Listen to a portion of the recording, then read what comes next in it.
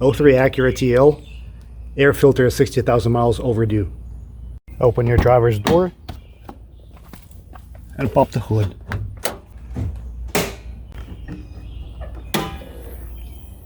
Air box is located right next to the battery on the driver's side. 1, 2, 3, and 4 8mm screws need to be undone.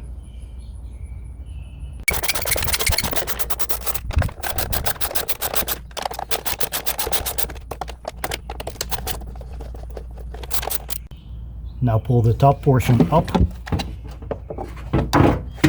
and your filter's underneath. Not so clean. Compare your filters to make sure they're the same. This little spike is your upside. My new filter doesn't say that. And it's also the front of the vehicle. Lift the top portion of your air box up and put your new filter in.